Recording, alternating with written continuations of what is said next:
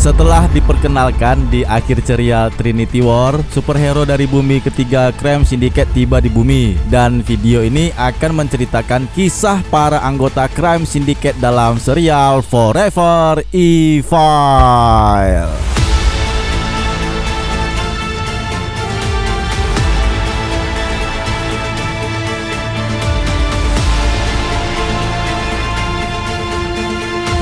Hai semua, jumpa lagi dengan DC Indonesia. Bagi kawan-kawan yang baru melihat video ini dan belum sempat untuk menekan tombol subscribe, jadi kami sarankan nih untuk menekan tombol subscribe pada channel ini agar kami lebih semangat untuk membuat video seperti ini. Dan terima kasih kami ucapkan bagi yang sudah subscribe, kalian luar biasa. Follow juga Instagram DC Indonesia ya. Terima kasih.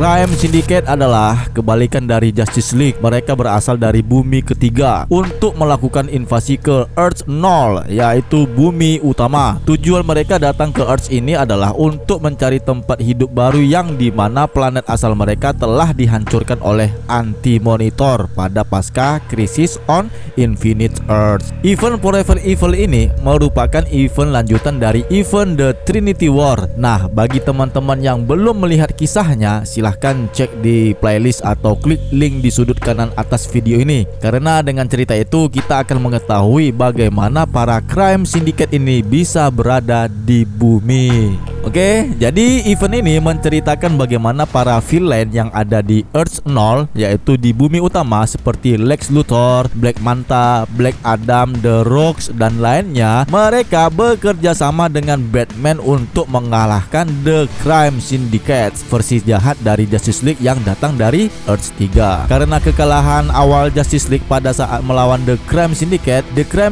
jadi sangat bebas dalam menginvasi bumi. Namun para villain Earth Zero pun tidak suka dengan cara The Crime Syndicate saat menginvasi Earth Zero. Walaupun mereka semua sama-sama membenci Justice League, tetapi para villain bumi utama lebih membenci The Crime Syndicate daripada Justice League. Bagaimana? Seru kan? Jika begitu, kita mulai saja ceritanya yang dimulai pada komiknya Forever Evil yang diterbitkan pada tanggal 4 September tahun 2013 dengan judul Nightfall, dan komik ini berjumlah sebanyak 35 halaman. Oke, saatnya kita masuk ke ceritanya, dan inilah ceritanya.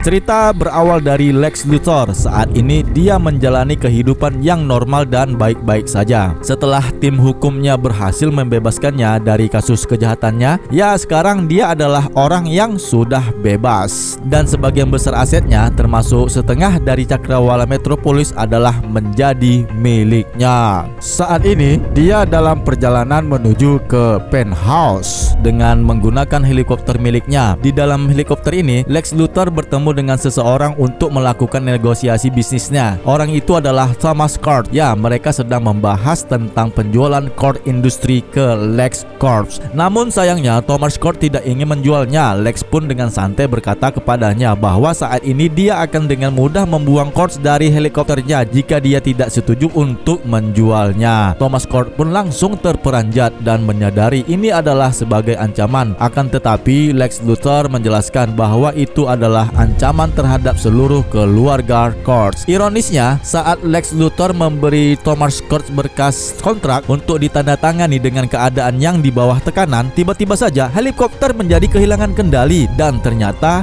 menabrak sisi gedung menara Lex Corps. Mereka pun berjuang dari reruntuhan.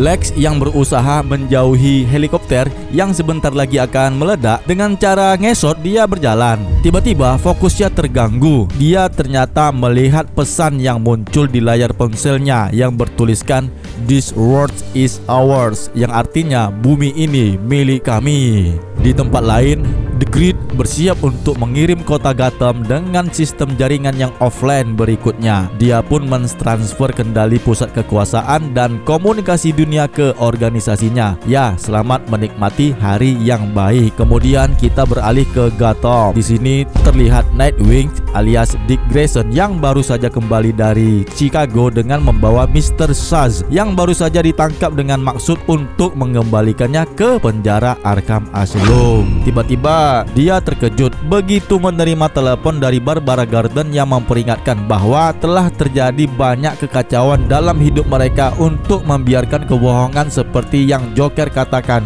untuk menjauhkan mereka dari Batman. Barbara Gordon pun menyarankan agar mereka bertemu dengannya nanti, tapi dengan tanpa menggunakan topeng. Tepat itu juga Nightwing pun tiba di Arkham Asylum. Tiba-tiba listrik di penjara itu padam dan suasana pun menjadi gelap dan mencekam. Dan ada suara yang masuk di dalam jaringan ponselnya yang mengatakan, "This world is ours." Dunia ini milik kami. Ya, sama yang seperti diterima oleh Luthor tadi. Tentu saja komunikasi dengan Barbara menjadi terputus. Dia pun melihat bayangan yang dia pikir itu adalah Bird Girls, yang ternyata adalah seorang wanita yang menggunakan jubah berwarna hitam. Wanita itu berada di depan pintu utama Arkham. Dia kagum fakta yang di depannya itu sebenarnya adalah penjara dan kemudian merobek pintunya hingga terbuka. Dick Grayson pun menghampirinya. Ketika sedang mencegah aksi wanita tersebut, tiba-tiba Nightwing mendapatkan pukulan di wajahnya oleh seorang pria yang mirip dengan Batman. Usaha Nightwing pun gagal dan dia pun kewalahan. Lasso berduri pun melingkari leher Nightwing dan menariknya setinggi-tingginya. Saat kemudian kedua penjahat itu pun memutuskan bahwa dia akan melakukannya. Selanjutnya kita beralih ke Lex Luthor yang terjatuh dari helikopternya di menara LexCorp. Ternyata dia melihat Thomas Croft masih hidup, tetapi dengan kondisi yang bergelantungan di reruntuhan helikopter di atas jurang terjal ke jalan. Dia mengharapkan bantuan Lex Luthor yang tengah terjadi kepada dirinya di saat ini, tetapi Lex Luthor menunda untuk menyelamatkan Thomas Scott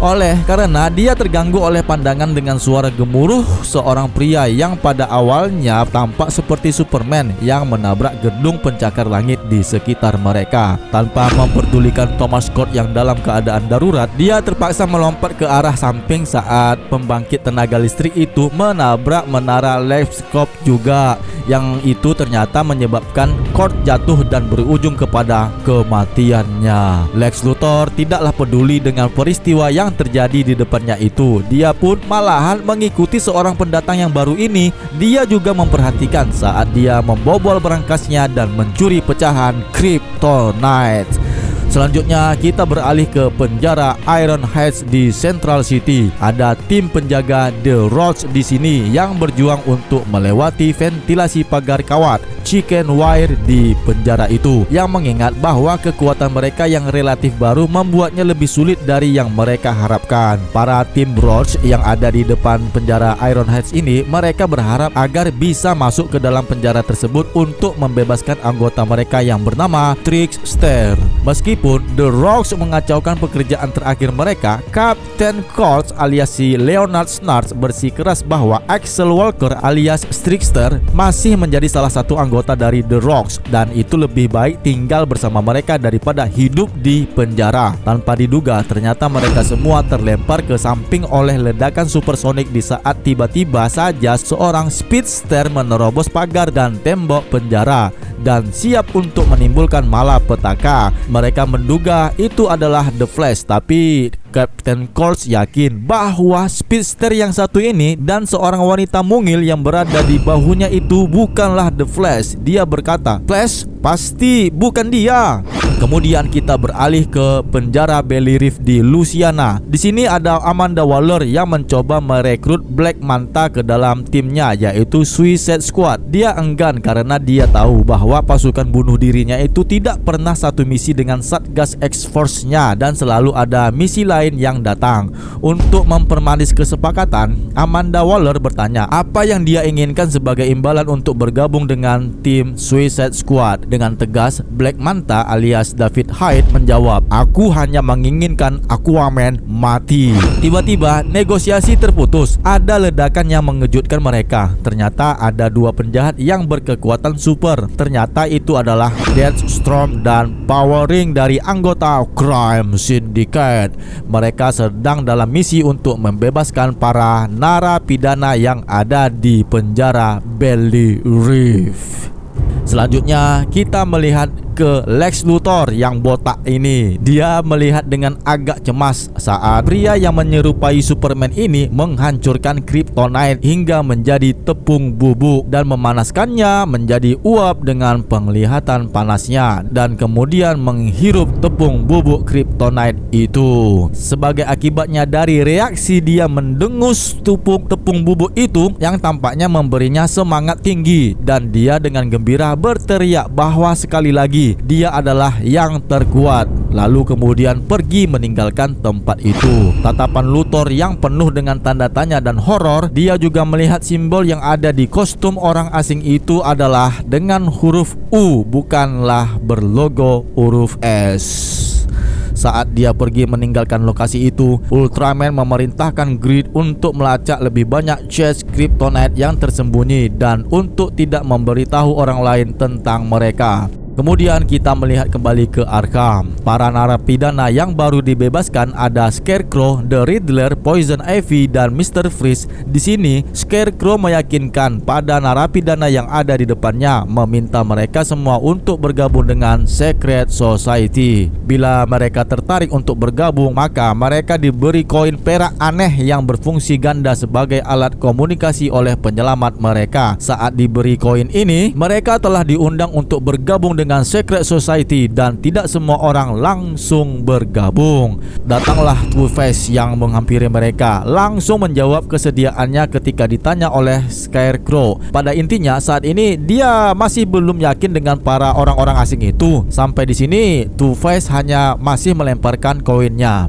Kemudian kita melihat di reruntuhan menara pengawal Justice League di Rhodes Island. Para penjahat berkumpul di depan orang-orang yang merekrut mereka untuk menunggu jawaban. Perdebatan dan pertengkaran di antara profesi mereka pun akhirnya terganggu oleh suara Trisula Aquaman yang jatuh berdentang di lantai. Kemudian segera diikuti oleh Lasso of Truth dan selanjutnya jubah Superman.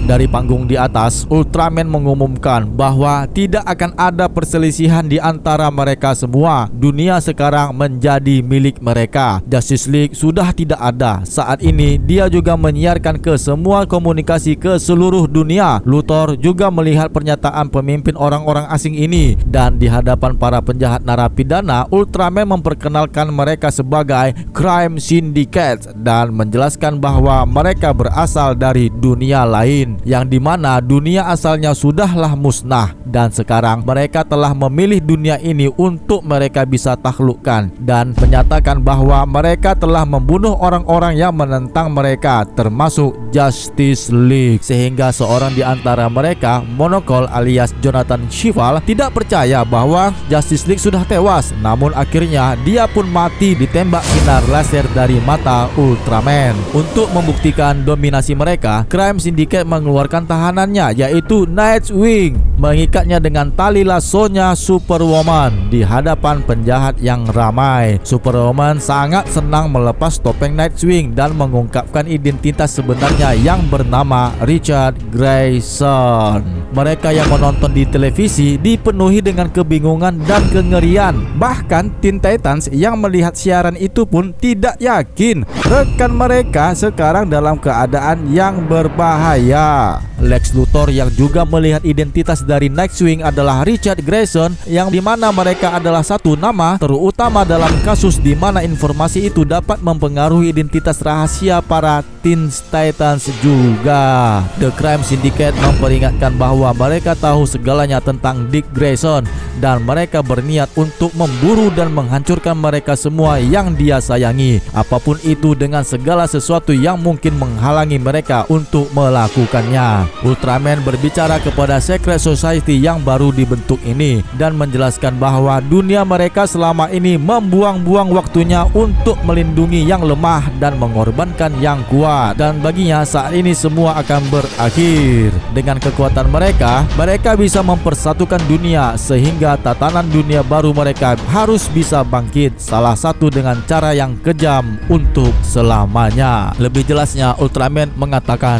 kami telah menguasai dunia kalian. Ini adalah dunia yang sangat berbeda dari dunia kami. Dunia yang membuang-buang waktunya untuk melindungi yang lemah. Dunia kalian ini adalah dunia yang berperang melawan aturan evolusi yang paling dasar seleksi alam. Kemajuan umat manusia telah dihentikan dengan membiarkan mereka yang tidak menawarkan kepada masyarakat apapun untuk terus mengkonsumsi, berkembang biak dan bernafas. Tempat ini telah memungkinkan mereka yang tidak memadai, tidak kompeten dan bodoh untuk berkembang. Si miskin yang menang, tapi perang belumlah berakhir. Kalian adalah yang terkuat. Kalian itu diberi kekuatan untuk suatu alasan. Bergabunglah dengan kami dan kita akan mengambil dunia ini secara bersama-sama. Aeternus Melum, Forever Evil. Dengan para penjahat yang berkumpul di dunia ini, Crime Syndicate bersiap untuk melangkah selanjutnya. Namun tiba-tiba saat matahari terbit, Ultraman melangkah mundur dari radiasinya. Ternyata matahari kuning itu telah menyengat kulitnya. Lex Luthor melihat langit menjadi gelap di atas kepala, padahal matahari baru saja terbit. Dia pun menyipitkan matanya untuk melihat bahwa gerhana matahari tak terjadwal, dan ternyata sebenarnya itu adalah intervensi Ultraman. Ya, ternyata dia mendorong bulan di depan matahari agar sinarnya tidak lagi menyinari kulitnya. Bagi Lex Luthor, dia menganggap bahwa semua ini adalah pekerjaannya si Superman. Namun sampai saat ini sayangnya Superman tidak bisa ditemukan.